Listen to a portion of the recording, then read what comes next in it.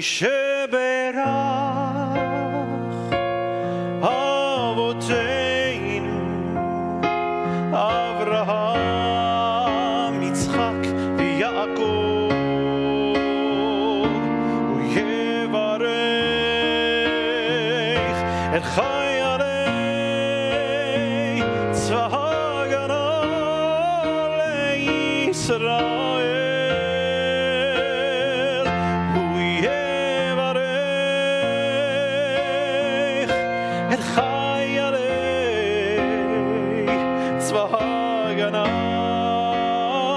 לישראל.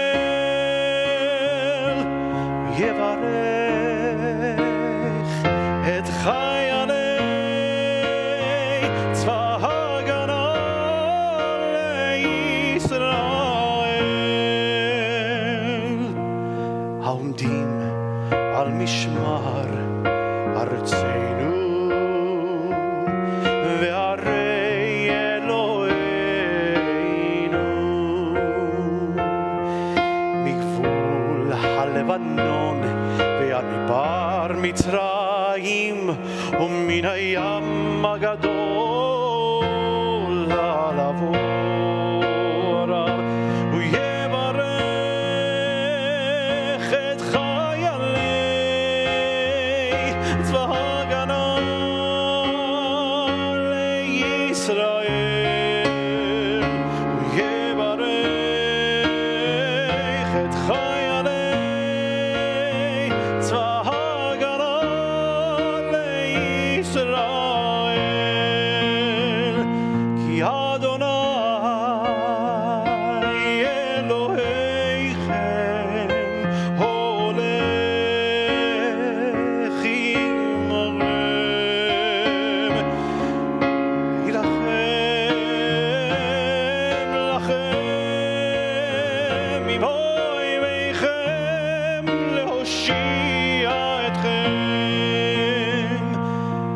יברך את חיילי צבא הגנה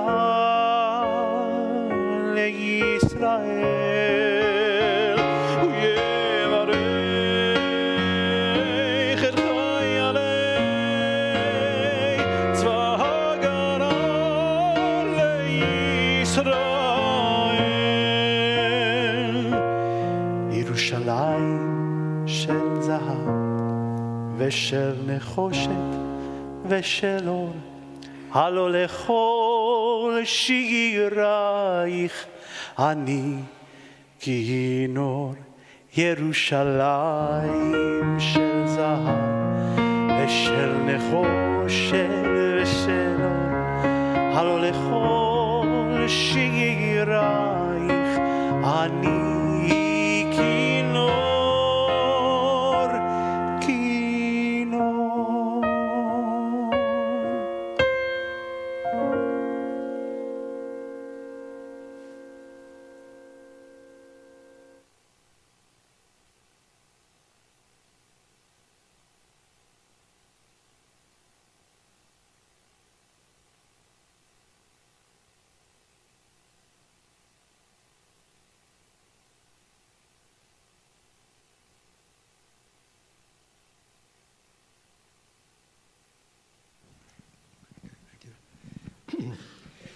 Good evening, everyone. Welcome to our congregation, Beth Torah Beni Rock campus. We're very happy to have you all here. First and foremost, I want to thank our Hazen, Cantor Marcos Ashkenazi. Beautiful voice, doesn't he? I also want to take the opportunity to thank this beautiful shul. This is the third in a three-part series that the Maggots and myself and my wife, Marion, have been doing, very successful ones. And this is the biggest one thanks to you all and, of course, to our great guests that we're going to have today. I want to thank our president, Michael Kotzen, who is here, for letting us do this here. Thank you. Executive Director Jill Koch, and our two amazing rabbis. Unfortunately, Rabbi Roisman cannot be here tonight. He's out of town, but he sends his regards and thanks each and every one of you. And also our wonderful Rabbi Emeritus Ed Farber, who is also here. Thank you, Rabbi. This is the first place that we've been to that said, whatever you need, however you need it, we're here for you. We're not charging you anything, because here at Beth Torah, we believe very much in community. It's not just about our congregation. It's about all of us being together, being united, and sharing our love of the Jewish people in the state of Israel. So thank you very much to the leadership and the board of Beth Torah Beni Rock campus for this, giving us this wonderful opportunity. I also need to thank some other people who are here, so if you'll bear with me a couple of minutes. We have a very, very large and very diverse group of leaders here, and I think it's really important that we acknowledge them, because this just shows the incredible diversity, the unity, and the Zionist community that we have. I like to say that South Florida is the most dynamic, the most diverse, and the most Zionistic Jewish community in the diaspora, bar none. We have people here from Latin America, like I am. We have a ton of people from Israel. We have people from Europe.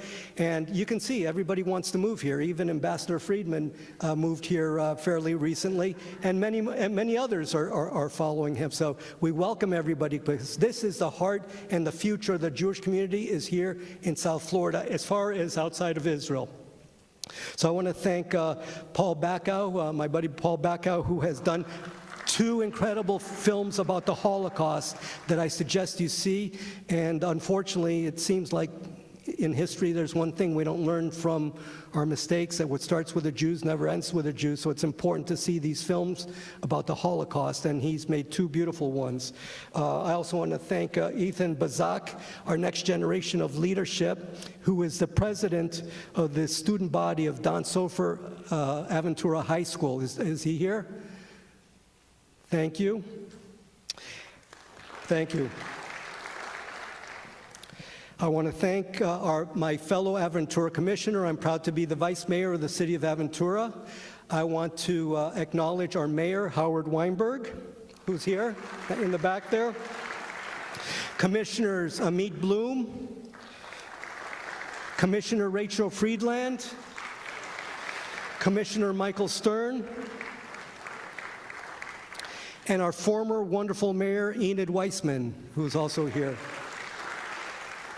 Just a couple of weeks ago, our city, I'm very proud that through the leadership of our mayor, Howard Weinberg, we took an initiative. Not only did we sign a resolution in complete support of the state of Israel, and all of us unanimously signed it, but we also decided to purchase another several $100,000 of Israel bonds.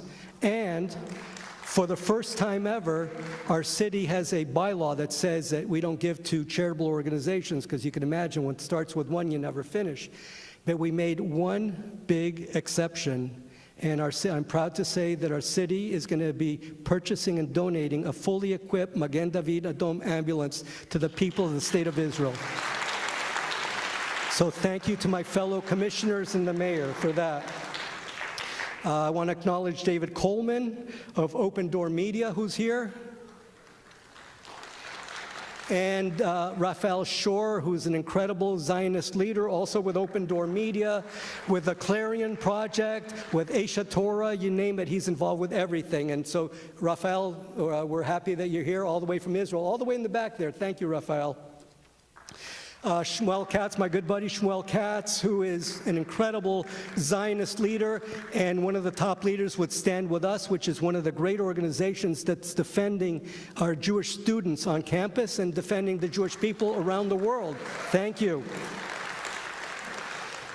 We have Raina Dominitz from Birthright, which is the best way we can make sure that our Jewish kids become Zionists and stay that way. Thank you, Raina, for what you do. And then we have from B'nai B'rith, Sammy Appel, and one of my co-hosts from Millie Magid, who's also very involved in B'nai B'rith. We have Ronnie Fertig, the past president of Aventura Turnberry Jewish Center, who's here. Just to show you that we're in different synagogues, but we all work together. We also have members of the U.S.-Israel PAC, which is a strong bipartisan PAC that supports Israel here in South Florida, which I encourage you all to belong to and support. Thank you. A couple of very special people and dear friends of ours personally, Marion and myself personally, but also of the community and the people of Israel, of Am Israel. The amazing, extraordinary Gloria Garces and her father, Pastor Pepe Garces. For those, she deserves it more than anybody. For those of you who don't know, Gloria and her wonderful dad, Pepe, are originally from Guatemala, and they almost single-handedly were responsible for Guatemala being the second city right after Mr. Friedman, Ambassador Friedman, to open up the embassy in Jerusalem and move it to Jerusalem. So thank you. Amazing. Avi Goldwasser, who is also an incredible Zionist, I suggest you read his book. It's called Betrayal, about leadership, Jewish leadership in this country and what we need to do to restore it. And he's also made several documentaries documenting what's going on on our college campuses. There's some great movies. If you want to find out more about it, let me know or let Avi know. He does great work, so thank you, Avi. And also his partner in crime, Charles Jacobs, who runs for Americans for Peace and Tolerance out of Boston, and also has been collaborating with Avi Goldwasser in doing that book, Betrayal, and doing everything possible to get across to advocate for the Jewish state. So thank you. We have Stephen Greenspan, who is an amazing guy and whose daughter, Shelley, we're proud to say, from South Florida, is President Biden's Jewish Outreach Director in the White House. So Steve, thank you for what you do and Shelley does every day. We also have, is Pastor Mark Hadabaugh here? Sorry, Pastor's not here. He couldn't make it. I'm sorry. Okay. We also have, is Pastor A.D. Lenoir here? From my buddy from Baptist preacher. He's not here. Okay. Carol Millett, who is all things to pro-Israel world. Carol Millett, thank you for everything you do. Naomi Reinhardt, who is newly appointed and doing a great job as American Friends of Haifa University. Naomi, where are you? Thank you, Naomi. And we have from the National Board of ZOA, we have Cheryl Silver, and also the co-chair of National Board of ZOA, Paul Tartell, is here. Then we have Yigal Zeidenstein from the Israel Intelligence and Heritage Commemoration Center. Yigal, thanks for being here. Thank you. And then we have Mayor. Where's Mayor from American Friends of Israeli Philharmonic Orchestra? Thank you for being here. Is there any other faith leaders here that I haven't mentioned yet? Or community leaders, but thank you. I think it's really important that we note that because this doesn't happen anywhere, or everywhere, I should say. This is a very special community that really understands, that really gets it, that understands that Israel is our front line on the war on terror, and the tip of the spear in our fight for Western civilization. And all of you being here present, thank you. All of you present understand that. All you have to do is look around the streets in Europe and the major cities in America. You see what's going on the college campuses. And if there's one thing that this should have shown all of us, or the whole world, is for those that say that I am not an anti-Semite, I just don't like Israel, it is a distinction without a difference, and hopefully that's something that everybody has learned from this episode, because there is absolutely no difference. Being an anti-Zionist is being an anti-Semite, and it's plain and simple. This is not an issue, a political issue, of left versus right, Democrat versus Republican. This is simply an issue of right versus wrong, of light versus darkness, of evil versus light, and we need to all be part of it, because at the end of the day, this is the most righteous cause, and because by standing together, we will prevail. Thank you.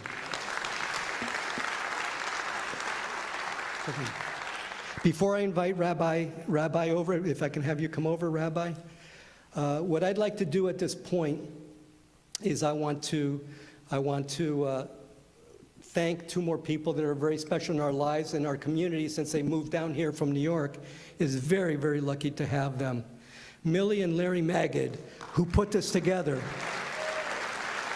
are exceptional people who are Zionists to the core and have not stopped from day one since they come to South Florida to do everything possible, so through a multiple of organizations, to make sure we rally the troops.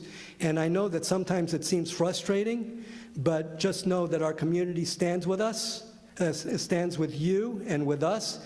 And I also want to thank my wonderful wife, Marion, without which we couldn't do this as well. And thank all of you. So at this point, Rabbi, would you come up? What I'd like to do is light a candle in memory of the 1,400 innocent Israelis that were massacred on October 7th, in memory of the Hayalim that have also been killed, all those that have been injured, and for those that have been taken hostage and still haven't come home. We would like to do a moment of silence. We're going to light a candle. Rabbi, you want to do the honors? And pray for their safe return, as well as the safety of our brothers and sisters in Israel, and their safe return along with all the hostages. A moment of silence, please.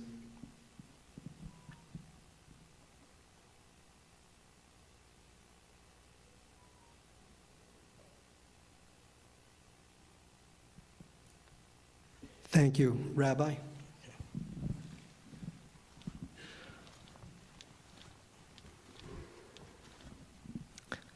Thank you, Paul. Your efforts are just beyond impressive, what you do for our Jewish community all the time, not just in all the time, all the time. But it usually comes with a bagel. I missed the bagel tonight. It's okay, we'll catch it next time. So I am very honored to be here, stand in place of our Rabbi Roisman, who's out of the country right now. And we spoke about this program, and what we both concluded and realized, we're not only honored at Beth Torah to host this program. When we look at the people who have been brought here this evening for the panel, we're not just honored by their presence, we're awed. We're awed by their presence. Because both Rabbi Royce and I, we listen to you over the years. We read you and we read you and read what you write, and we're inspired and we're guided and we're given hope and such profound analysis. And I've followed the unbelievable work of One with Israel, how you stand with us. It's the encouragement that you give us. All of you are so impressive, and we are really awed by your presence this evening. So I'm not doing the political analysis. We have the experts here. I'm a rabbi, so I want to teach a word of Torah that might set the scene for us. As Paul said, this is about good and evil, light and darkness. I was speaking with a friend and congregant just a few minutes before we started, and he expressed, and he tells his friends, this is not gray. There's no gray area. This is right and wrong. This is truth and falsehood. That's what it's about. And the rabbis had a very profound teaching about truth and falsehood. So what's the word for truth in Hebrew?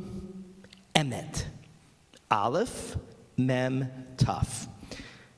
If I could project it on the screen, you would see there's something interesting about the Aleph, the Mem, and the Taf. The Aleph and the Mem and the Taf, each letter has two legs. Each letter has two legs, so it stands firm. Two legs. What's the Hebrew word for lie, for falsehood? Sheker. Shin Kuf Resh.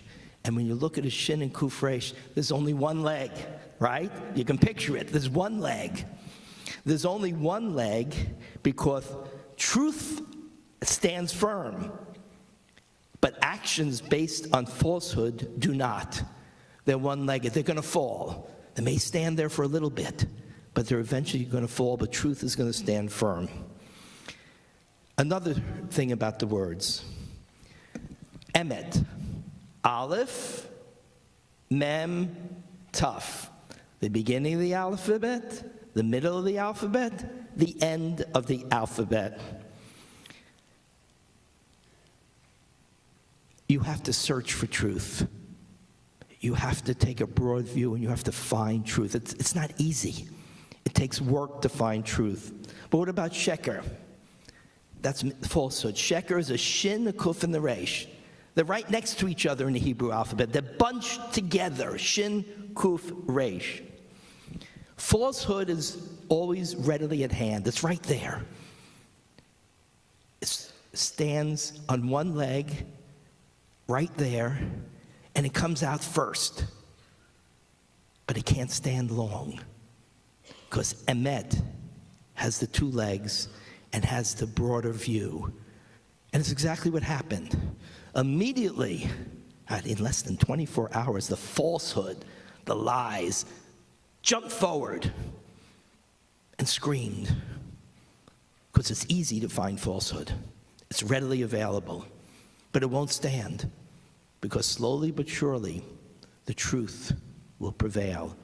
It takes longer to get the truth. Aleph, Mem, Taf, it's a lot of work. But people like we have tonight, they're doing that work, and so many others, and so many incredible Jewish organizations. And we're focused and we're united. Israel, the diaspora Jewish community, and our friends in the Gentile world will work to bring forward the truth. It will stand firm, and the falsehood will fall by the wayside. If we stand together, unified, dedicated to the truth, we will prevail. The truth always in the end prevails. So it's my pleasure now to bring forward Larry Magid, who did this together with Paul.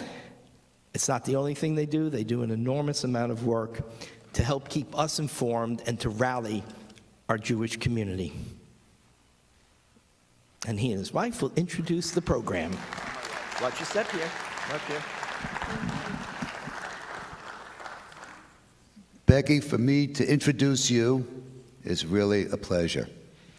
Becky is a pastor and founder and the president of One with Israel, and has served in AIPAC National Council as an advisory council member with Israel Aid, was appointed as a commissioner to the Texas Holocaust and Genocide Commission by the Governor Greg Abbott of the state of Texas, and has served as the National Hispanic Outreach Director to Christians United for Israel. She was named as one of the 50 top Christian recognized by the state of Israel. She continues to work with One Israel, strengthening the values and freedoms of human dignity. So I'm going to turn this over to you, and it's really a great pleasure to have you here. Thank you, Larry. I have a few remarks that I've jotted down on paper to share with you. Now, you might not agree. You don't have to agree with all of it, but it is at this time what is in my heart. Thank you for welcoming me to this bima in this house of worship. I'll begin by saying that my name is Rebecca Jean Keenan. I'm a Christian. I am a Latina. I am a wife, and I am a mother. But today, above all else, I am your friend. My friends call me Becky. These days, they've called, texted, WhatsApped, and posted on social media with a somber fervor that has shattered my heart into a million different pieces. Believe me, as I was getting ready in the hotel, I applied my best waterproof mascara. My soul has weighed with an unshakable heaviness since October the 7th. With the pain experienced by my friends, your friends, relatives, it's etched on my heart, never to be forgotten, hoping to someday be healed. In the Bible, it says a friend sticks closer than a brother. And lately, I can't help but continually stick to Israel. Stick to the latest headlines. Stick to my Jewish community. I am stuck, but I don't want to get unstuck. It's permanent. It's lasting. In many ways, it's a promise to never let go. This promise began in my life when my father enlisted to serve his country, the U.S., in our fight against hatred 80 years ago.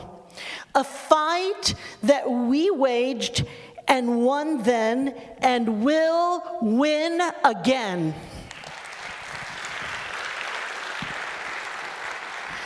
The Second World War profoundly marked the lives of many, including his.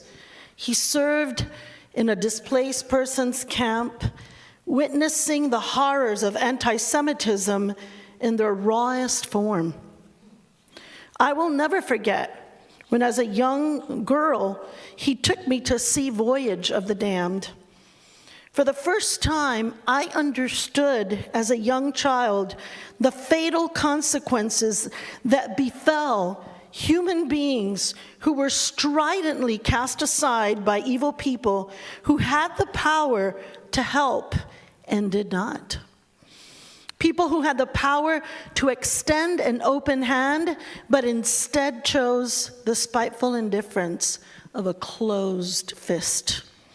We see these fists viciously, hatefully, and shockingly raised today in our most venerated educational institutions, where the cancer of anti-Semitism has festered with no deterrence, no question, and no conscience.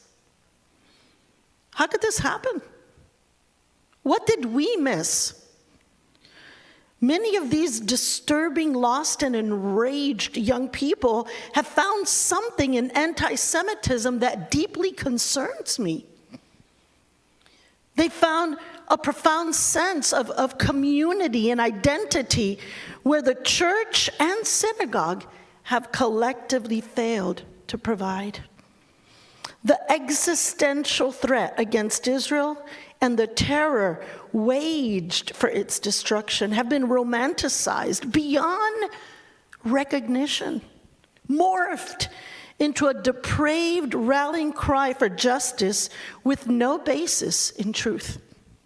Yet this movement has lured the sons and the daughters of our nation, many of whom are desperate for a sense of purpose, that anti-Semitism and anti-Americanism are all too eager to provide. If I was in church, I would say, "Can I get an amen?" Thank you. Hating the little Satan and the great Satan makes them feel like God. with the moral superiority and lack of accountability to prove it. Relentless waves of false information have crashed upon this generation of young people. It's a video, it's one photo, it's a social media post, and they have no foundation or protection to fight against it. Did they ever have a chance? What's going on with our young people? We're all wondering. The strategy we've been relying on for peace building, relationship building, reconciliation, minority outreach, which I do, inclusivity and reevaluation of our past, all came crashing down October the 7th, with the days that followed only proving how wrong and trusting we have been at times. How misguided some of our alliances have been. How easy it was for the free world to forget how Jewish it really is. Would the original founders of Princeton, Yale, or Harvard have any material to teach if not for Judaism? Would Christmas be worth celebrating without Jesus the Jew? Would art be worth admiring? Would science be worth respecting?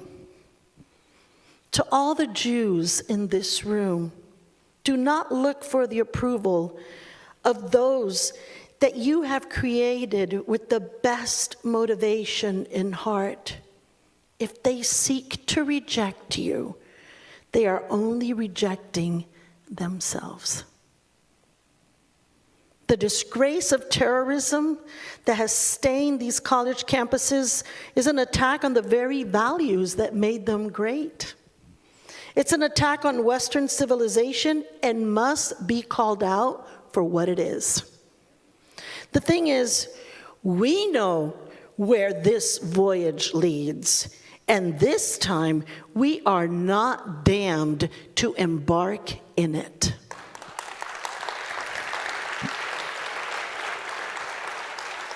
Now, the real question is, who is we? Who is the pro-Israel community? For some time now, the Christian Zionist hand has been earnestly extended with its well-meaning, sometimes misguided placement, looking to be held, embraced, even acknowledged. It has fought on these same college campuses, often met with ridicule. It has voted in favor of the establishment of the State of Israel. It has traveled to Jerusalem in the midst of intifadas. It has lobbied in the halls of Congress. It has broken bread at your tables over Shabbat. It has held the hand of a Holocaust survivor, and it has posted unwaveringly on social media, and it has prayed with a sincerity like no other. You are not alone. And I want to repeat that with all my heart. Community, congregation, friends, family, you are not alone. When rockets fall, when the mobs gather, when synagogues are vandalized, when children are kidnapped and entire families are murdered, when nations rise up in hatred, you are not alone. The Christian Zionist may not be your first choice of ally. I get it. In our mostly evangelical, conservative packaging. But we have been the most steadfast. We may not look the same, speak the same, think the same, or act the same, and we don't have to, as long as we respect our boundaries and differences. And we do, and we want to. Because of our love for Israel is the same. Our thirst for freedom is the same. Our fight against those who wish to see our way of life extinguished is the same. Our enemies know it, but it's time that all of us know it.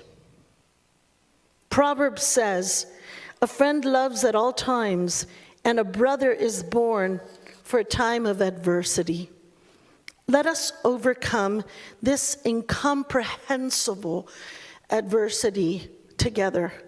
The Christian hand is outstretched, waiting to be met without fear, in true partnership, respectful, committed, and sincere friendship.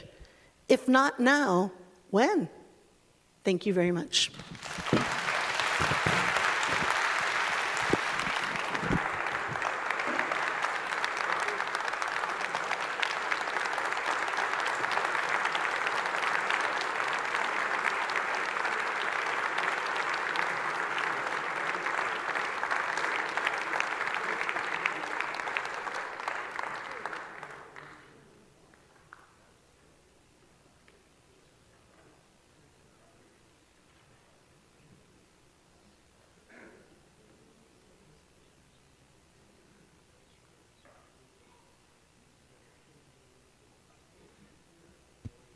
Hello? Hello, hello. So right now, we're going to have a panel discussion. Prior to the panel discussion, we're going to be showing a little short 2-minute video about the work that JNS, which is the Jewish News Service, and the importance of presenting correct media and to get correct information. So right now, I'd like to introduce the panel. The moderator is going to be Jonathan Tobin, who's the chief editor of JNS. Alex Traiman, who's the CEO of JNS. Ambassador David Friedman, who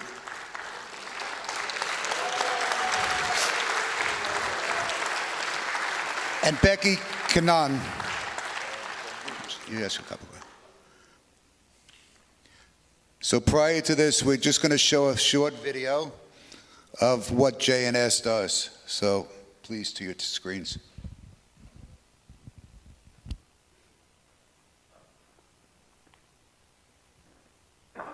Carolyn Glick, senior contributing editor for the Jewish News Syndicate. Jonathan Tobin, the editor-in-chief of the Jewish News Syndicate. Cobb Lappin, who is the military correspondent of Jewish News Syndicate. I want to bring in Alex Traiman. He is the Jerusalem bureau chief of the Jewish News Syndicate.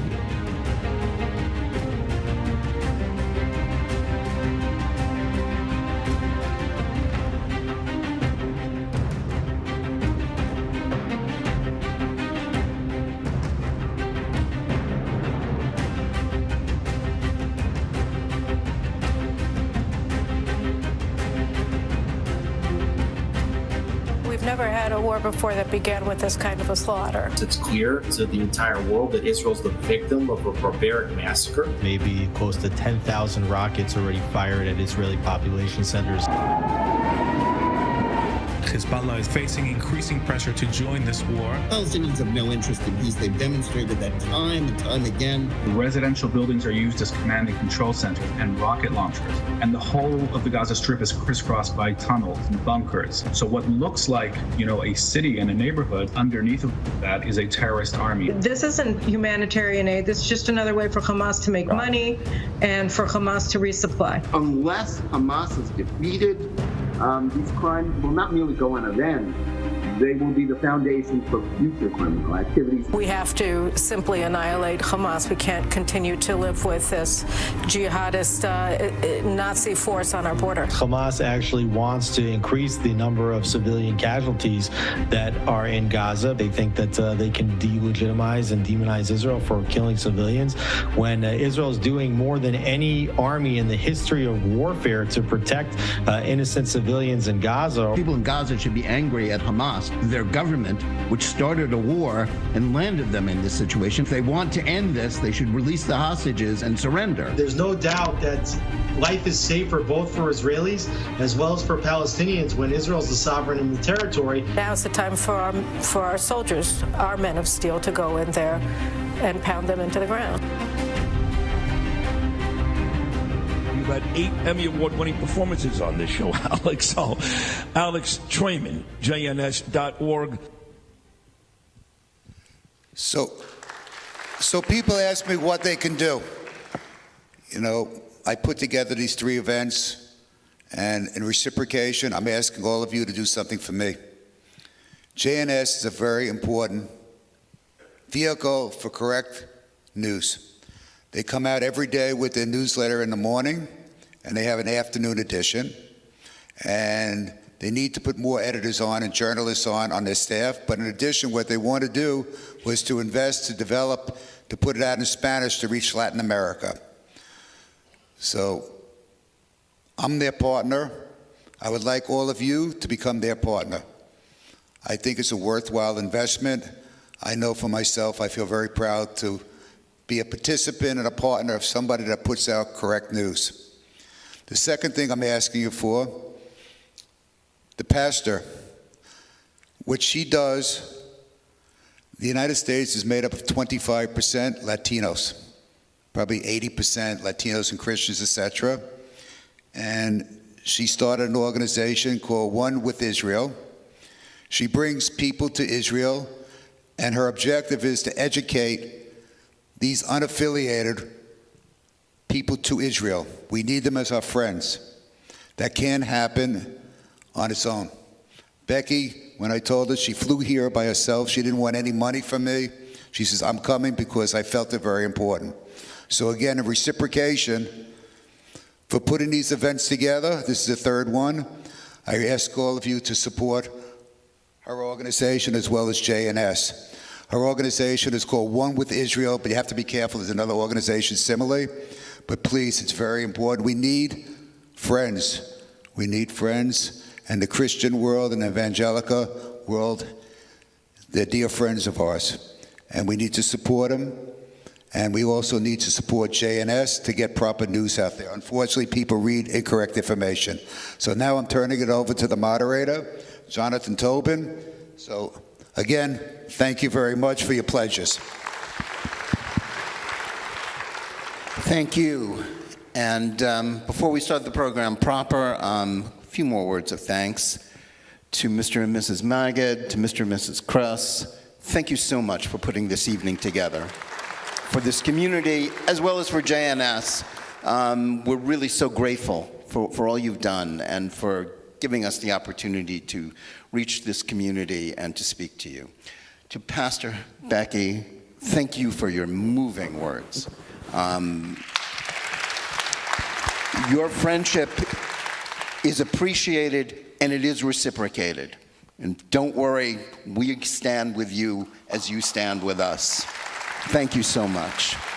Also want to thank Jennifer Schrute, Jennifer Romanoff, who helped put together this event, who did a lot of the hard work. Thank you to you two as well. We couldn't have done it without you.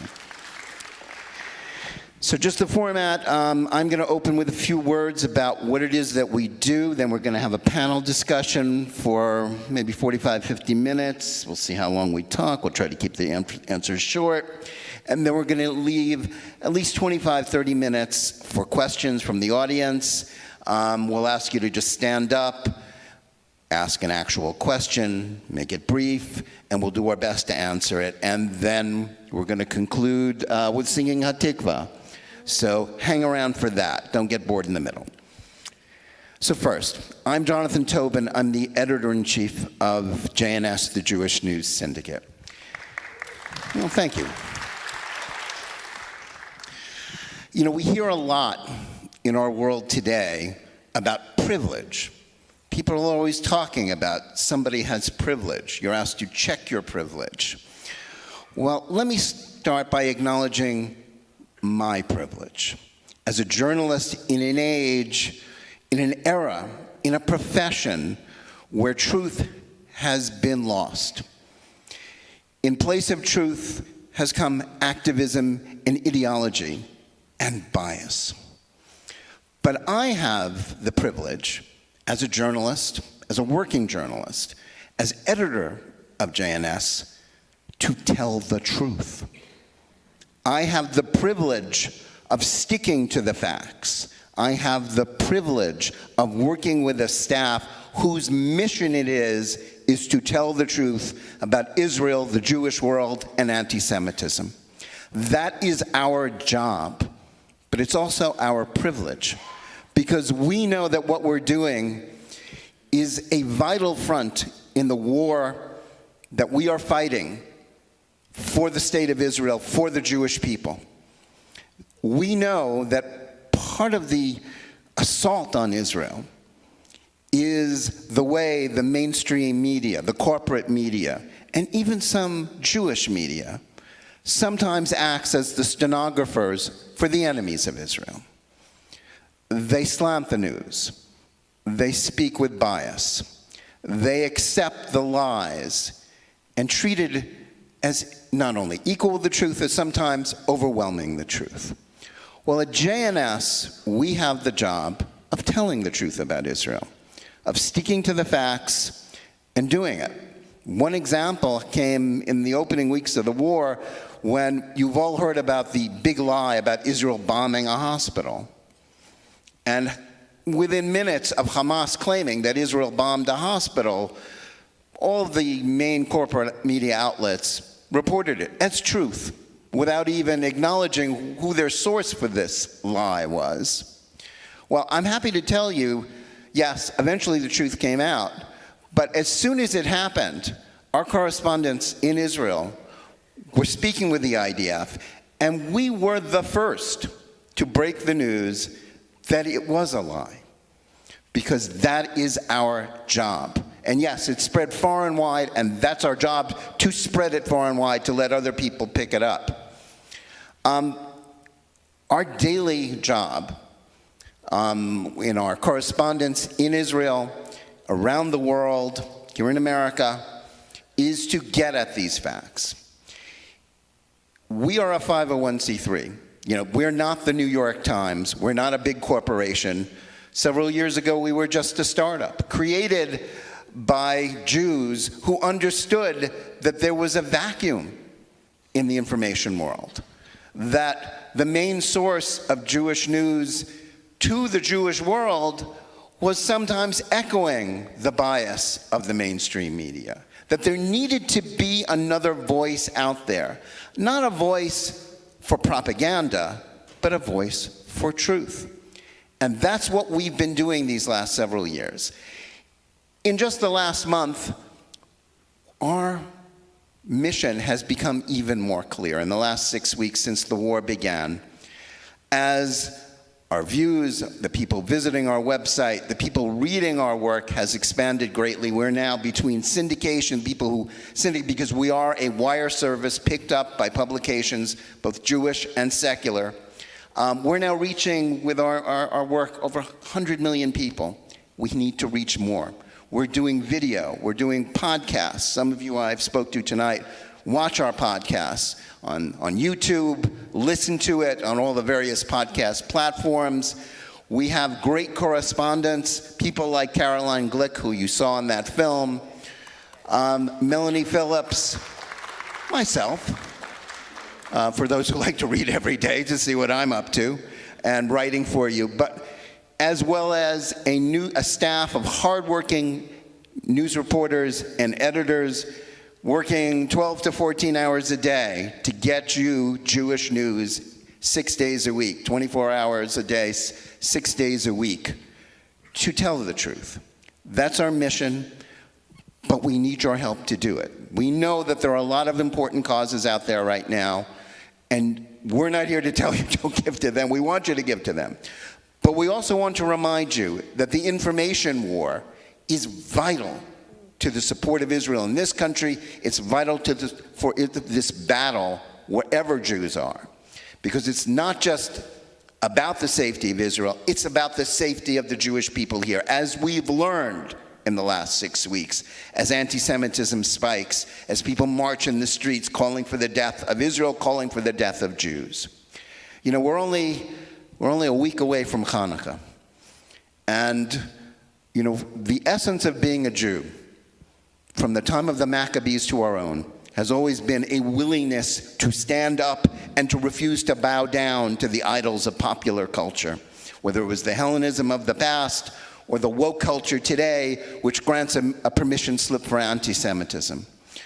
We are fighting the war against those false idols. We appreciate your support, and we appreciate your readership and viewership as well. So now to the panel. Thank you. I want to turn first to Ambassador Friedman. Ambassador, one of the things that we're seeing right now, as the United States embraces Israel, but also sends other messages. There appears to be something of a civil war going on within the Biden administration, never mind within the country, within the Democratic Party, within America, as the president wavers between his very good statements on Israel and an effort to basically hamstring Israel from pursuing the war against Hamas. Where is this leading, do you think? And what's the next step here? How is this going to go? Because it seems as if we're coming to a crucial point as to whether the United States is going to try to stop Israel from continuing the war on Hamas. So, you know, Jonathan, I think that on October 7th, when President Biden gave his initial speech, followed by sending 2 carrier strike forces to the Eastern Mediterranean, I think a lot of us, including myself, were very grateful and very appreciative of the comments, and I don't know that any current or former president would have done a better job. But those of us who live in this world and know the players, we were waiting for the shoe to drop. I mean, there was a fear that wouldn't last, largely because of the politics. And you know, I want this discussion to be about policy, not about politics. But we understood the politics and we understood the challenges, and we all understand the challenges, because if you look at the people that are rioting on 50 or 60 college campuses, you look at the people who are trying to shut down the Christmas tree lighting, you look at the people who are gluing their hands to the street at the Macy's Thanksgiving Day parade. These aren't Republican voters. I mean, I think that's pretty clear. But they are Democratic voters when they vote, and they don't always vote. But you know, they have to get out of bed in the morning to vote. They have to, you know, get over their alcohol-induced stupor in order to vote. But you know, if they vote, they're not voting Republican. So the question is, what's going to be? You know, you have a state like Michigan, which has a massive anti-Israel population, which is a swing state. You can literally win or lose an election based upon who votes in Michigan. So we were all kind of nervous about this. Now let's just, okay, put that aside, and now let's look at just, I think the policies are the things that really matter the most. I'll give you a simple example of a policy issue. Right now, the Congress is debating a $14 billion aid package to Israel. It's a large aid package. Pales by comparison to Ukraine, but it's a large aid package. I don't know what's going to happen. I assume it'll pass at some point. I assume they'll get their act together. But in the last month, we've given $16 billion to Iran. Okay? We gave $6 billion to free 5 American hostages, and we gave another $10 billion of sanctions relief in the past week. Okay? That is a massive policy failure. Okay? And that I care far more about failures of policy than you know, all the back and forth about, you know, elections and who's going to win and who's good and who's bad. That's a problem, because right now we have a policy in this country where, you know, Iran, when we left office, was selling $2 billion a month of oil. You know, I'm sorry, $2 billion, an annualized basis, $2 billion a year. They're selling $60 or $70 billion a year of oil. They're selling it to our worst enemies. They're selling it to China. They're selling it to Russia. And what are they doing with the revenue? They're not building schools. They're not building hospitals. They're not, you know, helping people, you know, advance their human rights. They're building ballistic missiles, and they're funding the Houthis, and they're funding Hamas, and they're funding Hezbollah. So that's a massive policy failure, you know, of the Democratic Party. Nothing to do with the politics. It's just wrong. It's what brought us to this place. It's what enabled Hamas to gain the resources and the planning and to be able to develop the strategy to inflict upon Israel the greatest assault in their history. We're continuing to fund the Palestinians, even though they have a pension system which is geared toward how many Jews are killed by Palestinian terrorists. If you're a Palestinian terrorist, this is not Hamas. This is the Palestinian Authority, the good guys. According to the Democratic Party, they have a pension system where the more Jews you kill, the higher the pension you get. And we're funding UNRWA. And what does UNRWA do on the Gaza Strip? They put on play. You ever see an UNRWA play? An UNRWA play is half the kids dress up as Jews. They put on like beards, or they kind of wear big noses, or they just put on kippot. And they're on one side of the stage. And then the other side of the stage, they dress up as terrorists. They're given fake machine guns. And the ones with the machine guns kill the Jews fall on the ground dead, and the parents get up and applause. That's a third-grade play in UNRWA, and we're paying for it. The United States is paying for it. So giving $16 billion to Iran in the past month. We're paying for UNRWA, we're paying for the Palestinians. The Palestinians have zero accountability. We ask them for nothing. They don't have to mitigate any of their malign behavior to get that money. Okay, no, we didn't do any of that stuff. Okay, we cut it all out when we were in office. Okay, and we had none of this when we were in office.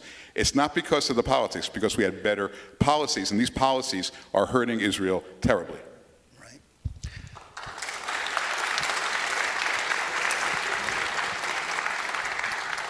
Alex, you're on the scene in Israel when you're not here. Tell us about the terrible dilemma that Israel's government was faced with the hostages, being forced to choose between redeeming hostages, a Jewish priority throughout the ages, or trying to eliminate the people whose goal it is to create more mass slaughters of Jews and to destroy the state of Israel. Can the Netanyahu government continue with the war, if in the face of increased American opposition, if that's the way this is going, because that seems to be the trend that, at some point, as Ambassador Friedman said, the moment is coming when Biden's going to say, all right, I've been supportive enough. What is Israel going to do, and can it continue with the hostage releases without sacrificing its war aims? Yeah, absolutely. You have incredible dilemmas that no Jewish leader would want to have right now. We had a horrific attack, over 240 people taken hostage, many of them inside this vast tunnel system underground in the Gaza Strip. You could be certain that the IDF has tried to rescue some of these hostages. It didn't really produce much results. They did get one hostage back that they found and they rescued in the Strip. But they were faced with a big dilemma. Of course, the number one priority of the war has been to completely dismantle Hamas and to make certain that Hamas is never in a position where it's able to take another hostage again. At the same time, because the Israeli public, the Jewish people, value human life to such a tremendous degree, the idea of doing everything possible to get back the hostages became a national priority. Militarily, it doesn't make sense, right? If you don't have this view of life and how precious it is, you have to consider the hostages dead. But that's not the Jewish people. That's not the state of Israel. And so in the past, we know that Gilad Shalit kidnapped in 2006 after a ceasefire was declared, and Israel gave over 1,000 terrorists in 2011 to get back one single soldier, and it was a horrific precedent. And many of those prisoners returned to commit acts of terror. Yahya Sinwar, who's the head of the terror organization Hamas in Gaza today, was one of those released. And so now you've got a situation where you have 240 terrorists, hostages, you're in the middle of a war, and there's tremendous domestic pressure to get the hostages back.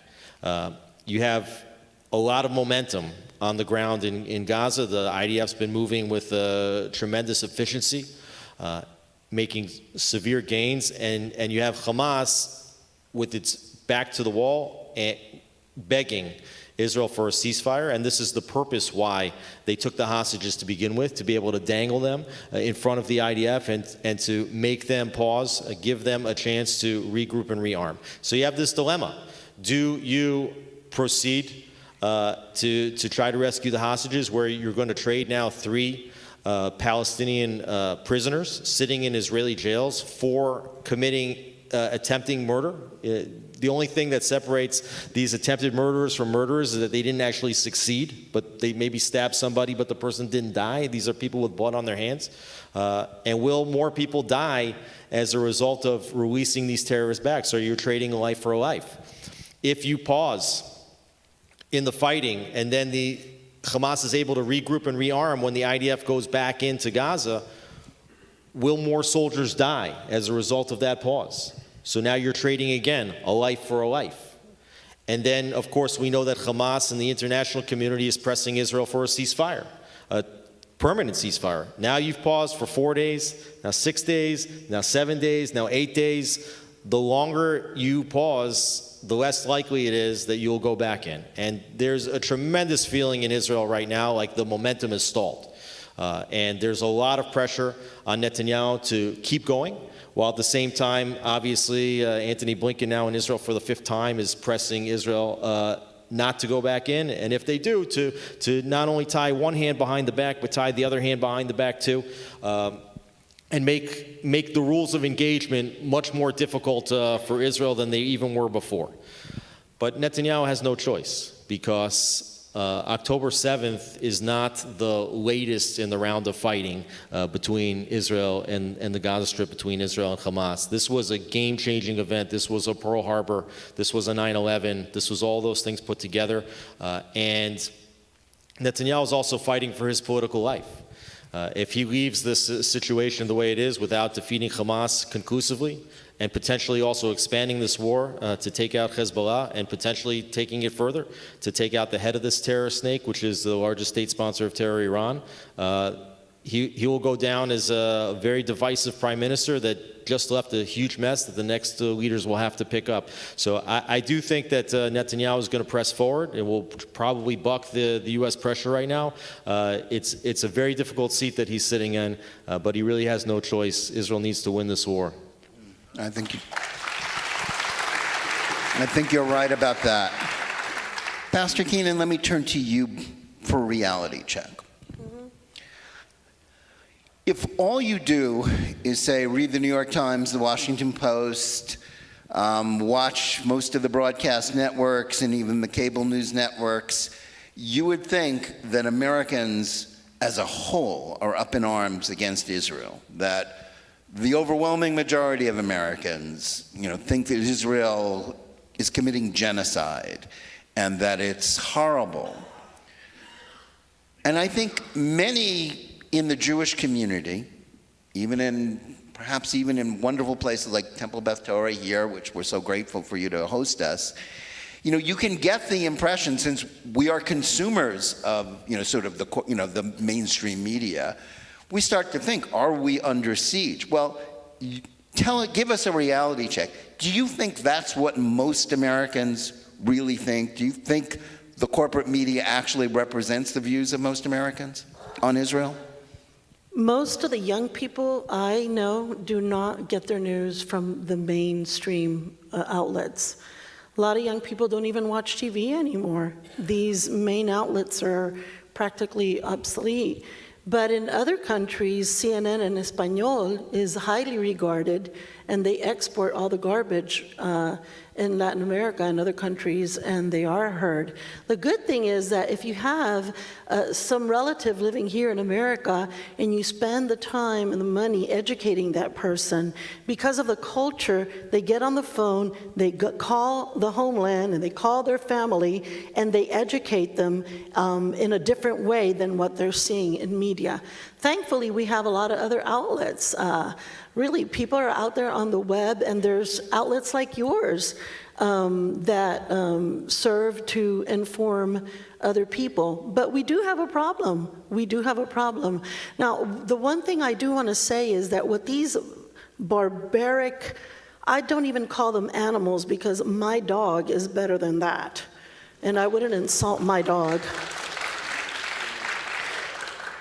What these individuals did, what they planned with the long hand of Iran, is so despicable and so evil, and we have seen that regurgitation of people marching, and like I said in my speech, the closed fist and all that sort of thing.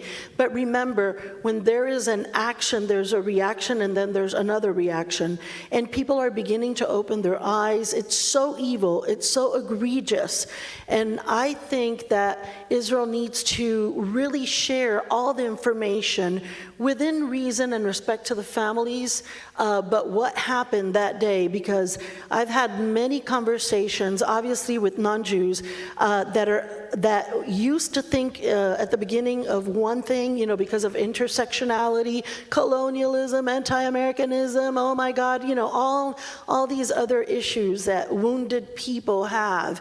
But they're beginning to see, because like the gentleman said at the beginning, the co-mayor of this city, vice mayor, okay, sorry, co-vice, it's there. People are beginning to see what evil is and calling evil evil and good good. Look, I have hope for America. But I wish that this administration went back, closed Pandora's box, and that they established, again, crippling sanctions on Iran, and they messed with Iran, because then it would wither the tentacles of the octopus, which are these proxies that we all know about. So let's deal with Iran. Yeah. Ambassador Friedman, I want to ask you a little bit later more about policy and where this is going to end. But before I get to that, I want to ask you, as an American Jew, one of the main stories we've been covering at JNS on a daily basis is this surge in anti-Semitism. The demonstrations on the streets, what's happening at campuses, including our alma mater, Columbia. But not only Columbia, many others. And I think this has shocked many Jews in a way that they haven't been shocked before, because maybe up until now, many of us just thought that the sort of main threat to our security, the main source of anti-Semitism, was sort of lone wolf, lunatics, right-wing extremists with guns who are a threat and something to worry about, which is part of the reason why we need security at all of our synagogues. But where do you see as the source of this new threat, that this surge of hatred against Israel, this anti-Zionism, the willingness, and how it's filtered down? I mean, one of the stories that I covered in the last week was, a riot at a high school in Queens, where students, in a mostly minority high school, Arab Americans, but not only Arab Americans, chased a Jewish teacher because they found out that she had attended the March for Israel in Washington. What's the source of this, and what do you think is our best way to combat it? Well, I think we have to take it really seriously. I mean, it is the issue of our time in the United States of America, not just for Jews, but for everyone. Look, this is the product of a whole generation of neglect, of lousy parenting, of failed schools. Look, universities, these are not stupid people, I mean, at least, I've learned something important, which is that SAT scores are actually inversely proportional to intelligence, because the better you do on your SATs, the better school you get into, the dumber you end up being when you start writing. But this is our collective failure, and we're only about, at most, 10 years behind London and Paris. Okay, that's about it. And so this is a serious problem. I mean, we are looking at it. I don't want to be, I'm naturally an optimistic person, but we're looking at a future in which America is going to fail as a nation, because it doesn't have a generation coming up that has any of the values that we think are necessary for responsible leadership. It's just not there. And are there exceptions? Of course there are exceptions. I mean, we have this beautiful, wonderful, evangelical community of 60 million people across the world. But you know what? When I speak to them, and I don't know, Becky, if you agree, but when I speak to a lot of them, and I spend a lot of my time with the evangelical world, they tell me the kids aren't really. It's no sure thing that the next generation is going to be where they are. I don't know if you see that as well. So we've got a very short amount of time. I look at it as a decade. We have a decade to turn around this aircraft carrier that is heading to the cliffs. And what do? Well, number one, I hate to sound like my old boss. We got to close the border. We got to know who's in our country. We have to know who's there. We can't have an FBI director who testifies who says, I don't know who's here. I just don't know. Could there be terrorists there? Oh, sure there could be terrorists. Could there be a lot of, I don't know how many. There could be a lot, there could be a little. It doesn't work. You don't have a country without a border, and we are letting people come in. That's number one. Number two, we have people who are teaching on college campuses who, all these college campuses get federal funding. When we were in office, there was a law called Title VI, which prohibits federal funding of universities based upon, if those universities discriminate based upon gender or based upon race. Doesn't say religion. Donald Trump, the great anti-Semite of our time, Donald Trump was the president who signed an executive order saying that we're going to enforce Title VI against people who discriminate against Jews as well. And we have to enforce that. We have to cut funding from all these universities that allow, there are safe spaces on campus for the trans community, for the gay community, for any community. Anybody who's a little bit different has a safe space, can't be triggered. But they're sure as hell triggering Jews right now. Every one of these campuses is triggering Jews, and they have no safe spaces, and the universities don't seem to care. Okay, and we have to hold them accountable. They will stop when they get sued, when their money gets cut off. Right. That's what will stop this. And the last thing is, by all means, hire more cops and give these cops the ability to keep us safe. We are defunding the police. The police are afraid to go to work. Nobody wants to arrest anybody because they're afraid they'll be arrested themselves. I mean, look, we have a dysfunctional society that's not working, and it's all based upon failed policies that we've seen over the last 3 years. I mean, the country has gone, and again, I'm really not a political guy, and I'm not somebody who's looking to run for office, and I'm not sure where I'll end up, based on the next election. Just as a regular American, and by the way, I love Israel so much. The worst thing that can happen to Israel is the failure of America. That's the worst thing that can happen to Israel. Because without America, Israel going it alone with a failed country, Israel's got a lot of issues. So these are all things that we have to fix, and fix them quickly. Yeah, I think that's very true. A lot of times people ask me, why do I write so much about woke ideology, the woke catechism of DEI and intersectionality? Well, the reason is it's the permission slip for anti-Semitism. It's the toxic myth at the core of so much that is wrong in this country.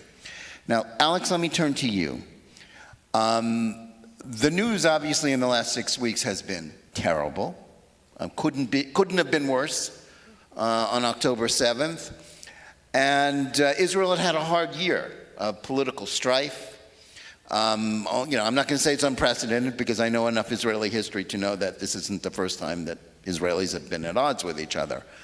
But how has Israel reacted? How have the Israeli people, again, if you filter only through the mainstream media, you just see the grief, you just see the, and it's truth, even those of us in the Jewish community, because we're so upset, because we want to focus on the enemy and the fight against them, we kind of schrei gewalt for a living. What is going on in Israel? How have the Israeli people responded to this awful crime? And have they pulled together in a way that sort of overshadowed the strife that preceded it? Well, Jonathan, it hasn't just been a bad year. We had 5 elections in 4 years. It's been a very, very difficult time. We had no elections this year, but that wasn't the worst thing. And in Israel, we don't have just 2 parties. We've got 13 parties running in an election. It's getting pulled in every single different direction, and there's just been a tremendous amount of political division. The media feeds off of it. They've been dividing the people, and we saw just this past summer, hundreds of thousands of people in the streets protesting over the way a committee will decide who will be the Supreme Court justice. And when you look at the situation today, you think, wow, how petty we were being. And you had people in Israel saying that we were going to go to a civil war. And even though I don't know a single Israeli that wants to be in a civil war. I think that it's very, very sad, but it took an October 7th. It took a barbaric attack like we saw, when Jews look for divisions within themselves, God sends us this message called anti-Semitism, where the anti-Semites, they don't distinguish between, who you voted for and who you voted for, between whether you're religious and whether you're secular. They don't care. And it took an event like October 7th to make Israelis realize that they were being very foolish. It was the protests that gave Hamas the signal that Israel was weak, that Israel was divided, that this was a good time to attack, and that they weren't certain that Israel would respond with the type of force that they did. But the people of Israel realized when this happened that which unites us is much stronger than that which divides us, and you've seen a throwing of all the divisiveness to the side. Netanyahu formed a government with an emergency unity government together with his political rival Benny Gantz. They're sitting in the war cabinet together. They're as united as ever on what needs to be done vis-a-vis Hamas, what needs to be done vis-a-vis security. And the people are surprisingly in good spirits. They want the IDF to win this war. Everybody has a... Do you think this government is working well together? Just briefly. The pressure that they're under is a trick question, obviously. is really unbelievable, but I do think that they are united in their purpose right now. It's obvious that the people that are sitting in the room, they don't love each other. They're not best friends. They don't agree on a lot. But you've heard Benny Gantz say, now's not the time to replace the Prime Minister of Israel. They have to come together. The people that are in the room need to figure out a way to work together and need to figure out a way to win this war. And I'll tell you that the people, that's what they expect and that's what they want. They want them to put the political divisions aside. They want them to fight this war. They want them to win this war. And they will support the government and the IDF in this. And the other thing I would just say is that from speaking to a number of IDF soldiers and to colleagues and friends that have family and friends that are inside Gaza, I will tell you that the morale among the soldiers is very, very high, as long as the government gives them the green light to fight. And I think that morale and that spirit and this new spirit of unity among Israelis, and also between Israelis and diaspora Jews, who also have had their rifts over the last several years. But you see now, like yourselves, everybody coming together, and I think that Israel needs that. They need that unity because that's the secret sauce that's going to lead Israel to victory. Yeah. And I think that's I think that's definitely true. Ambassador Friedman, let's take, to the next step, because, the administration in Washington has been talking about next steps, which is to say what they think the end game of this war is, whenever it is that this war ends, however it ends. They've been speaking of reviving, sort of the two-state solution, the traditional peace process, as we called it for many years. The peace processors are ready to come out of the woods. Many of them, a lot of Obama administration alumni working in this administration. Is that a good idea? Is it even workable? How is that going to play out if that is what this administration actually thinks it can do? Jonathan, I think that will undoubtedly lead to an impasse, but I think we're even at an earlier impasse. And I think you just need to understand. I mean, I've been in these rooms with conversations between presidents and prime ministers many times. Now, when the U.S. sent 2 aircraft carriers to the Eastern Mediterranean, and when Joe Biden made the great speech that he made on October 7th, and when Congress, together with the president, proposed a $14 billion aid package for Israel, and when they began to rearm Israel with Iron Dome batteries, all great things. Okay, just understand, it's not for free. Okay, it's not for free. And what they want in return is relief on their own street, on the American street. It's the first time, you hear about the Arab street, right? You hear about all these countries needing relief because their own population's out of control. Well, right now, the American population is out of control, and they need relief. And the way that Israel will provide relief for the American street is to kill as few Palestinians as possible.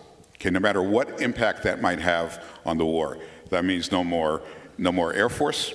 Okay, that means sending Israeli soldiers from house to house, which will result in the death of 10 times the number of soldiers that were killed when they fought in the north. Okay, that's the ask of the United States, and Israel has to decide: do we want the ammo? Because those ships will move. Is Israel gonna help? Is America gonna help Israel with Iran? Are they gonna help on the deterrence? This is all a big trade, and the problem is Israel has very little room, has very little margin of error. So what are the things Netanyahu can't do? He can't send soldiers off to fight in a way that's contrary to the advice of the IDF generals. He can't sacrifice soldiers to help the American street. Okay? He can't allow Sinwar or Hania or Mashal to wave a big victory sign and say, we won the war. Okay? He can't allow the ceasefire. And if they're still standing at the end of this, then they'll be right. Look, I mean, the best Israel can do here, the best it can do is to fight a second war to victory. The first war they lost. I mean, what Hamas did to Israel was unprecedented, and I don't think anybody in the government right now will be forgiven by the Israeli people.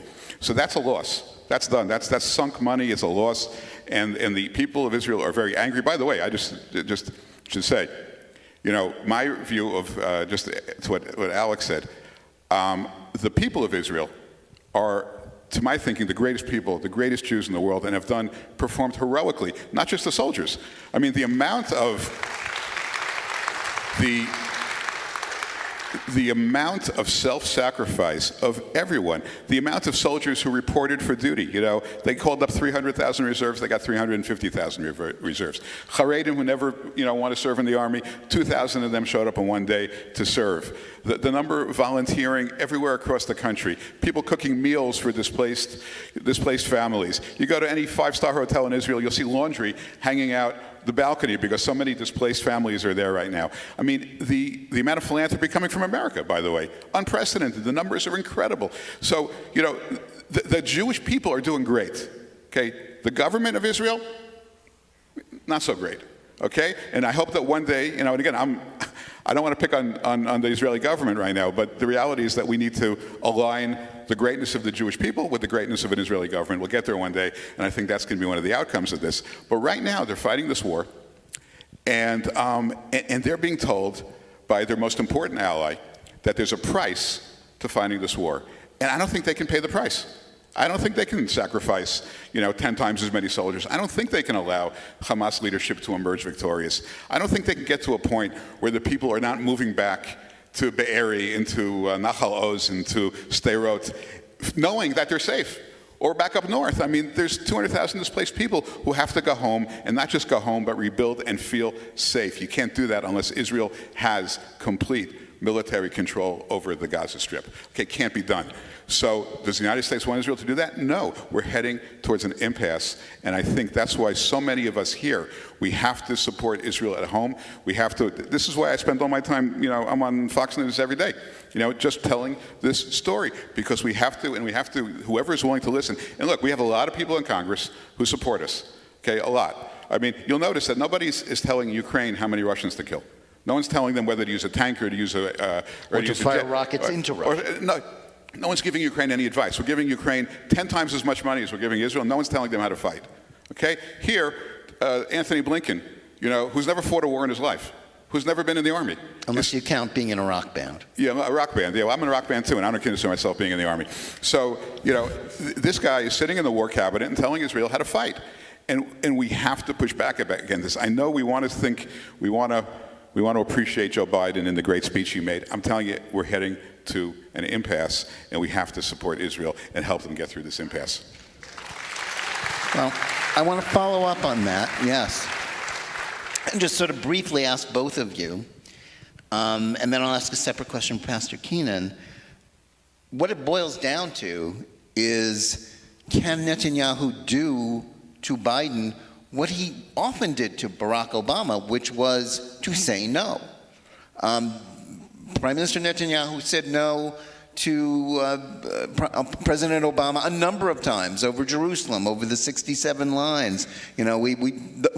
As someone who covered these stories, there was a whole series of arguments, and Netanyahu always won those arguments because every time Obama pressured Netanyahu to do something that the majority of the Israeli people did not want to do, it only strengthened Netanyahu's ability to say no. But this is a different kind of question.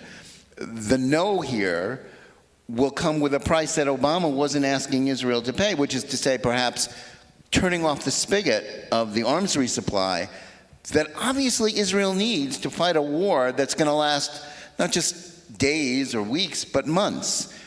Briefly, can Netanyahu do that under these circumstances? He can and he will. And for that job, he's the perfect prime minister of Israel right now. For that job, no question. Nobody can manage the politics like Bibi Netanyahu. He can say no. He will say no. And thank God we have in our government, we have people like, from here, we have people like Marco Rubio, and Rick Scott, and we got Ted Cruz, we got Tom Cotton, we got a bunch of people who have real influence in the government who will make sure that he gets the backing that he needs.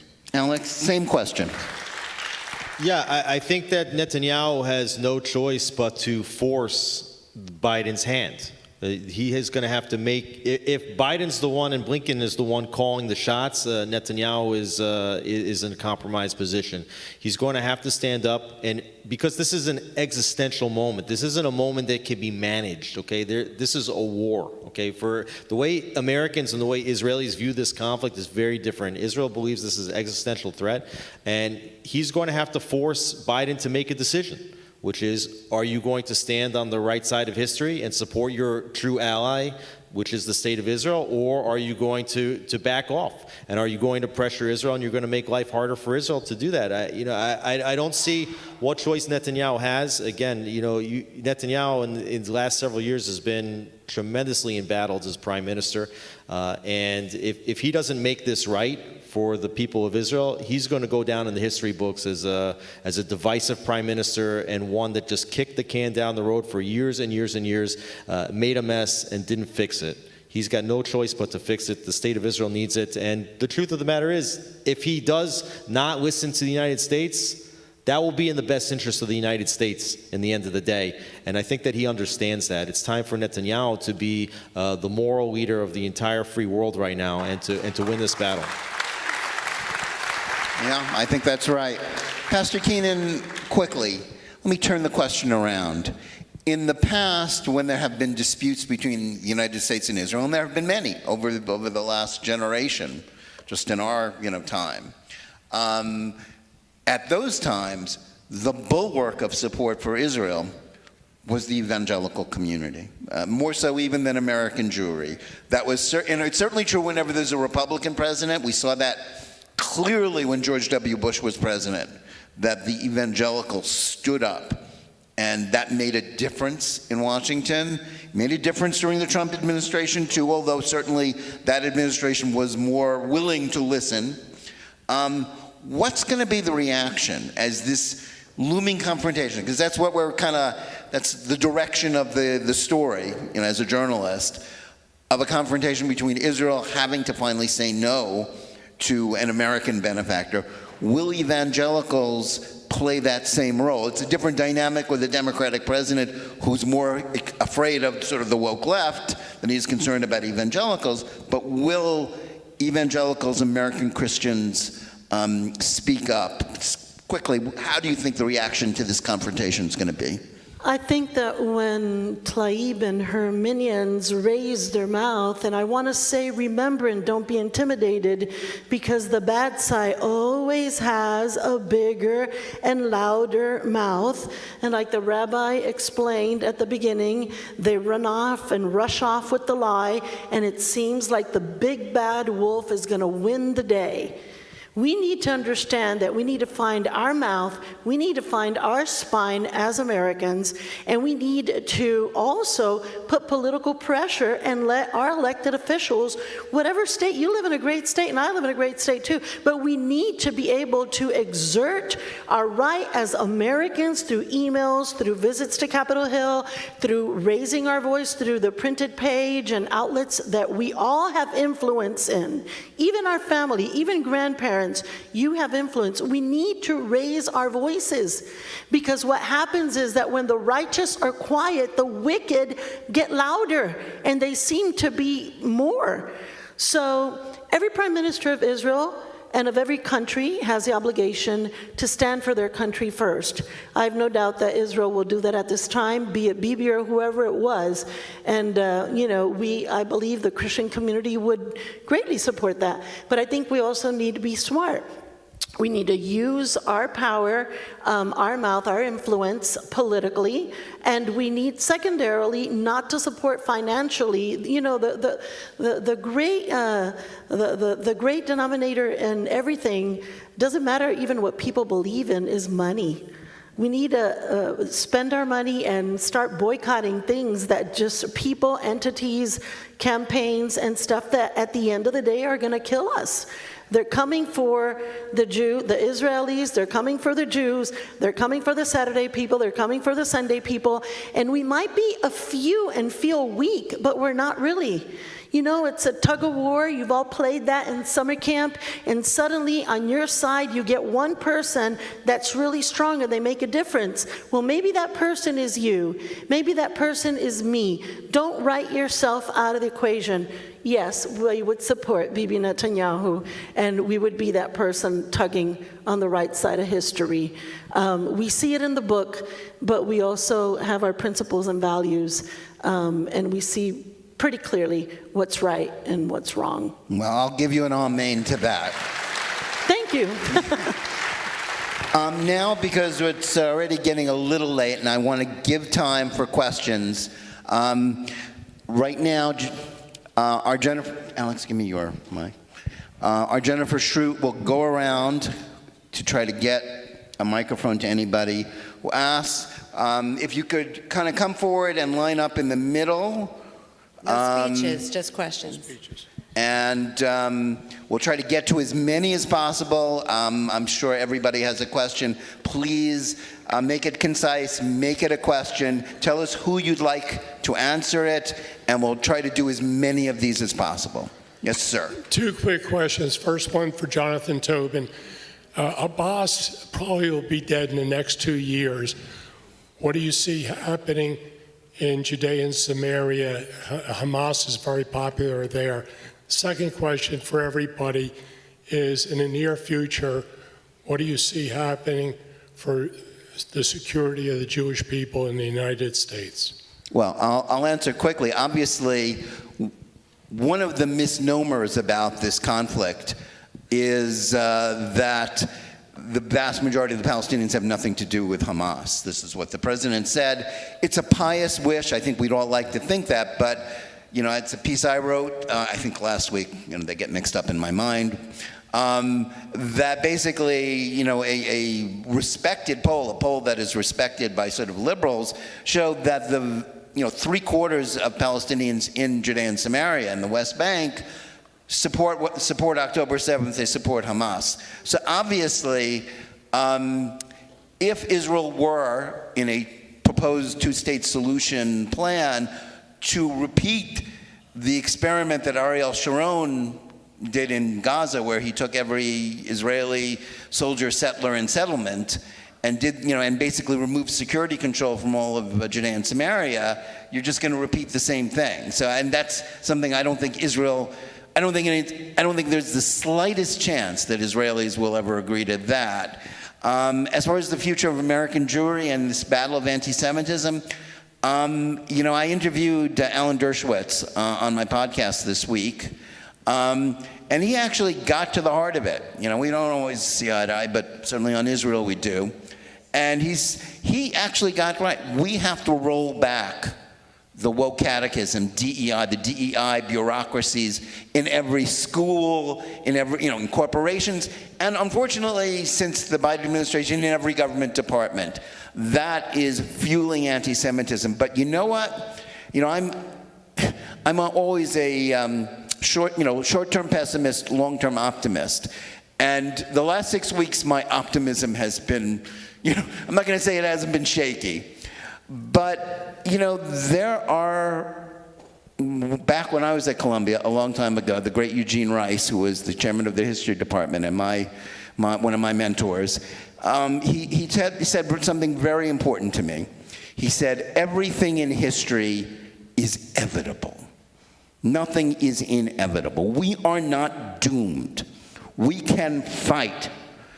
As Dershowitz told me on that podcast that we taped this week, he said, 70 years ago, in place of woke pledges, people had to take McCarthyite pledges. That was rolled back. We can roll back DEI too. Briefly, about American Jewry or West Bank? I think you covered it all. Okay, well, fair enough. Next question. First of all, thank you so much for Beit Torah and for JNS to put together this wonderful team in a community gathering which is highly informative, and I'm sure everybody's going to become an ambassador for a good cause from tonight and on. My specific question is, I always thought that due to the big fight on the media platforms, people have to understand that their own skin is in the game. If they feel it's only a Jewish problem, they might join the anti-Semites. When they feel it is their problem, then they might be part of the solution, not part of those who disrupt. First of all, do you agree with me that people must understand that their skin is in the game? It's not only a Jewish problem, but it's a free world problem. And if yes, how can we amplify the message on the various platforms? I think we've been trying for decades to try to make that case that that anti-Semitism is not just a Jewish problem. Certainly, people are saying it today. Look, I think the reality is there's so many problems in the world. It's not going to be easy to get people to care about Jews if they're not Jewish, unless, and this is the big unless they're people of faith. And I think we need to reach out to the faith community much better. I have found that people of faith who understand that there's something in the world bigger than themselves, that life is not just about how much money you make and how many toys you accumulate. Those people, I think, are very receptive to the idea that not only that all people were created in God's image, but that in particular the Jewish people have a special place in the world, and that, as Becky knows, the mantra of almost every evangelical Christian is that God will bless those who bless Israel, and that to me is where I think we have some hope. But ultimately, if you were going to ask me, can we defeat the arc of history? Will America will not have an arc of an empire the way the British Empire had, the way that the Ottoman Empire had, the way the Roman Empire had, that somehow America is going to defy the laws of gravity and be perpetually the world leader? I'm not sure, and I'm not sure that we can make the case to millions of people that got a million other problems why they should care about the Jewish people. What that really tells me is at the end of the day, every single Jew in America must make sure that the state of Israel is always there, always secure, always prosperous, and can always defend itself. That to me is the ultimate rejoinder to anti-Semitism, because that's the only thing we can control. I have a two-part question for Ambassador Friedman. Thank you so much for being here. Have there been any bills to introduce to limit the federal funding for the universities that have violated Title VI? And the second question is, regarding the UN funding that you spoke about, doesn't the money have to be appropriated by Congress? So the answer to the first is that the Department of Education has the jurisdiction to make these investigations. They already have. The good news is there's already been an investigation opened up against Harvard, which is one of the worst offenders, and they do have the ability to continue. So I'm optimistic about that because it's been so ugly. And fortunately, a lot of rich people are alumni of Harvard. Less so from Columbia, as Jonathan and I can prove. But there's a lot of people who really are angry about this, and they're putting their money to work, and they're funding litigation against a lot of private litigation is being funded against all these schools. I think that's moving forward. The UN is appropriated as a umbrella. The president has the power, without any limitations from Congress, to cut funding to UNRWA, and President Trump did. The president has the power to withdraw from the United Nations Human Rights Council, they have an agenda. Every month they meet, they have an agenda. There's only one item that is permanently on the agenda, and that is Israel. The chairman of the Human Rights Council now is Iran. It used to be China. Before that, it was this is Alice in Wonderland. We withdrew from the United Nations Human Rights Council. Biden administration's back in. We cut funding to UNRWA. That funding is returned. All I can tell you is that the things that we care about, the things that we all care about, are so much in the hands of a single person. It's the President of the United States. The powers granted to the President are extraordinary. I don't think that's what the Founding Fathers had in mind. I think that, they didn't anticipate, all these buildings around Washington, the SEC, the FCC, the SEC. I mean, there's regulatory buildings all around Washington, and they're all controlled by one guy, by the President.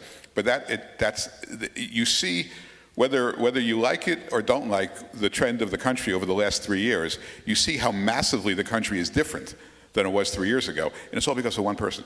So I think that ultimately that's where the power of change lies. I think I know what your question's going to be, but please ask it. Okay, I feel powerless, and most of us do, going against Iran, but the honest broker, Qatar, who's handling the hostage negotiations, is also hosting 4 of Hamas political leaders, worth a combined $11 billion plus, some of them staying at the Four Seasons in Doha. Why isn't there pressure for them to bring these terrorist masterminds, these war criminals, to an international court of justice? Look, if I were still in power, which I'm not, and it's very frustrating, I would fly over there and I would say, here's a message from the president. When I leave today, I want these 2 guys in the back of the plane in handcuffs. That's the message that we would have delivered had we been in power. That's what we would have done. So it's frustrating. It's frustrating not to do that. But look, here is the dirty secret about Qatar. Okay, they have open communications with Israel. Okay, and over the last, whether this was a good idea or a bad idea, over the last 14 years, every time Hamas would shoot rockets in Israel, and remember, what's Israel doing during those 14 years? All they're doing is going, from a GDP per capita of about $10,000 to one of the top, 10 economies in the world, one of the top 10 GDP per capita in the world. They don't want to think about Gaza. They've moved on. They're the startup nation. They're doing incredible things. They're shooting missiles out of the sky at 10,000 miles an hour. They don't want to think about these idiots that are, on the border. And so what do?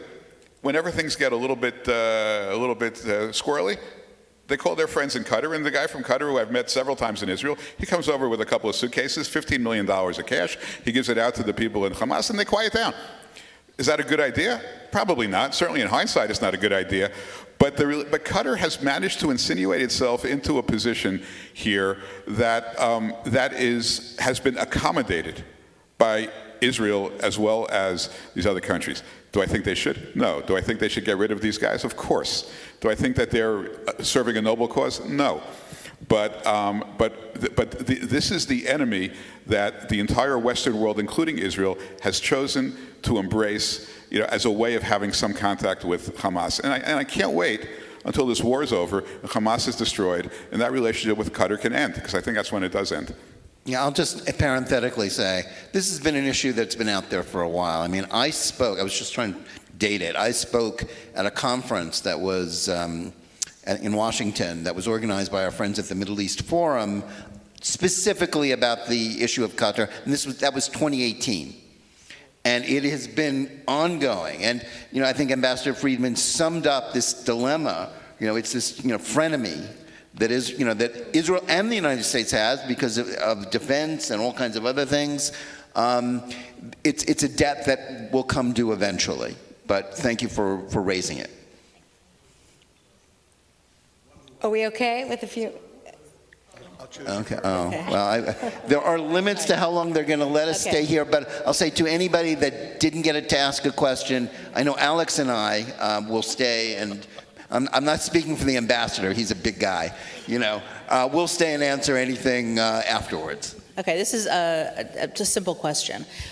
Most of what we're seeing, particularly in the younger generations, with the rise of anti-Semitism, with the completely skewed view, even just of what happened in the last 6 weeks, the denial of the truth, complete dis and misinformation, and the virulent acceptance of anti-Semitism, even though they don't understand what they're saying, is largely attributable. They're not watching mainstream media, they're not watching the news, they're on Twitter, they're on, or not Twitter, X, they're on TikTok, and even on gaming platforms. The Jewish community has been awful. And I say this as a member of the Jewish community who is involved in a lot of communal life. We've done a terrible job in dealing in this space. How would you recommend as a journalist, as an editor, to advise, if you were going to say, with fiat to the Jewish community, all of us, and all of the Jewish communal organizations, this is how we address the social media problem to combat this media war that Hamas laid out very beautifully. I mean, we've got to give them credit. They did a great job of warping the truth and getting messaging into the minds of the younger people, and that is going to destroy the whole next generation. So how do we fix this? I know it's easy, but how do we fix this? On one foot, since you put it to me, I think the problem, earlier, our host referenced, the great book that Charles Jacobs and Avi Goldwasser, who's there in the front row, put together. I wrote a chapter in it about the failure of the American Jewish community and the leadership of the American Jewish community. And the problem is that much of the leadership of the American Jewish community has been compromised, supporting some of the bad things so as to stay in sync with their allies on other issues. What we need, I don't want to be cynical because, I've been at odds, say, for example, don't invite Jonathan Greenblatt of the ADL and Jonathan Tobin of JNS to the same cocktail party. We're not that friendly. But I'm willing to give credit that in the last several weeks, he has stood up with his huge platform and said a lot of the right things. Unfortunately, before that, he was enabling it. And specifically on the social media problem, he was on the side of, let's get involved in social media so we can censor basically pro-Israel conservatives. Because that served his partisan political interests. What we need is a Jewish leadership, Jewish organizations, the legacy organizations, the new organizations that have risen up to fight back. We have to work together to reverse that, to roll back, these evil, toxic myths and lies, ideologies that are at the core of our problems in this country. It's not about partisanship. It's really not a Republican or Democrat, liberal, conservative issue. It's about whether you're standing up for American values, for the West, Western civilization, against forces trying to destroy it. Because the Jews are the canary in the coal mine. That's the issue here. That's what Jews have to concentrate on. And I'll let our other panel members say something. I just want to, look, it's a huge problem, and I just want to offer you just one thing which I think has worked. Look, we're living, unfortunately, in this post-truth environment, right? There's no truth anymore. Is what everybody, it used to be you wanted to get on the news, you had to deal with Walter Cronkite. Nobody would let some idiot on the news and start talking. I mean, there was a high bar to being a public figure. Not anymore. Okay, so we're in this post-truth environment. The only people that I see doing something really valuable, and I'll give them a plug, is Canary Mission. If you follow them on social media, what do? They go around and they take videos of every vicious, horrible, kind of moronic human being on every college campus, on every protest. They take a video, and so you can see what they're saying, and then they make sure they know their name, and then they understand the Google algorithms well enough so that if anybody, they apply for a job, and you Google their name, the first thing you see is somebody spewing hatred, and then they don't get a job.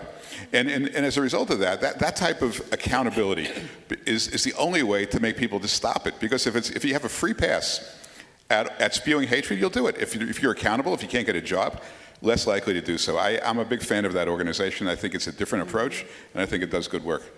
I would just add one last thing here, is that if you want to turn the tide of public opinion on social media and in every other realm, what has to happen is that Israel needs to win this war.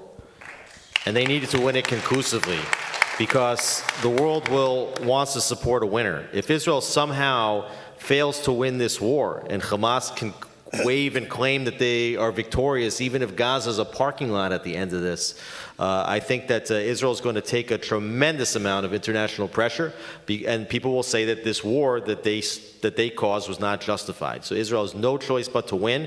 If the last time you had tremendous support, overwhelming support for the state of Israel, was in the day after 1967, and I think that that's the moment that we're in right now, and that's what we have to work for. Yeah. Before we conclude, Wait. Last question. I promise. Last question. No, I think they cut us off. All right, quickly. Okay, so this is for the ambassador.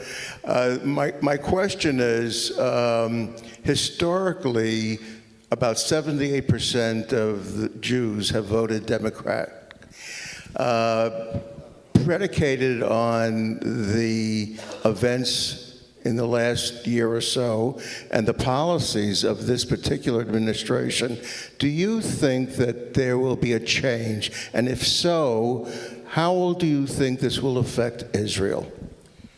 So look, I'll just answer it. I mean, obviously, it's hard to tell where the politics goes, but the Jewish vote, because of the way the Electoral College works, I mean, the Jewish vote is only relevant if it affects swing states, so that doesn't affect New York, it doesn't affect New Jersey, it doesn't affect California, where a lot of Jews live. Florida, in the last election, 40% of the Jews in Florida voted Republican, and I think it's going to be a higher number this time, because I think South Florida, thank all of you, South Florida has become the center of pro-Israel sentiment in the entire United States. So I think South Florida is a place where we'll see more support. That's the the sum total of Jewish support. But and maybe a little bit Ohio, maybe a little bit in Pennsylvania. But it's hard. It's hard to predict. Listen, my parents voted Democratic. My siblings voted Democratic.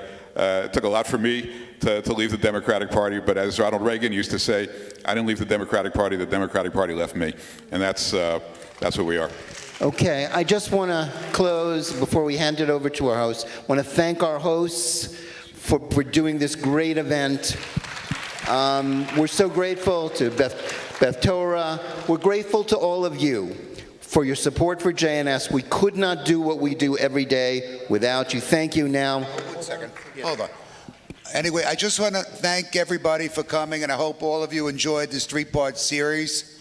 If you want to hear more from Jonathan Tobin, he's going to be at Moe's next Tuesday at 9 a.m. So if you want to join at Moe's in the back room, I would like the most important message that I think that comes out of all of this, that we as people, as Jews, we have to stay strong and we have to be proud of who we are and not give in to anybody or anything.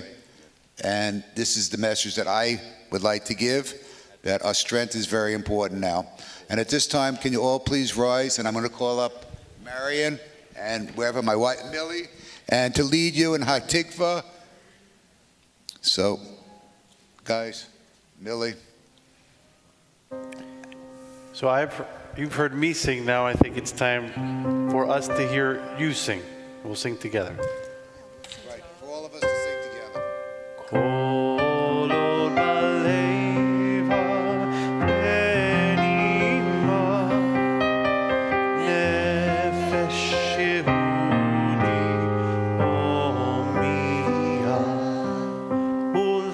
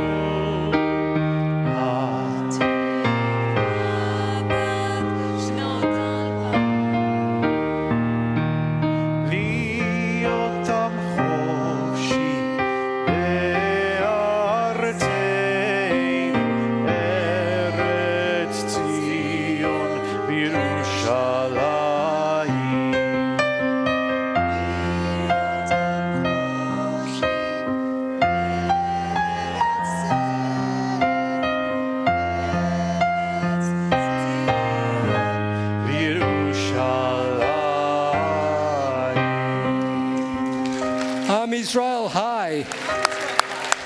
Am Israel, Am Israel, Am Israel, Am Israel.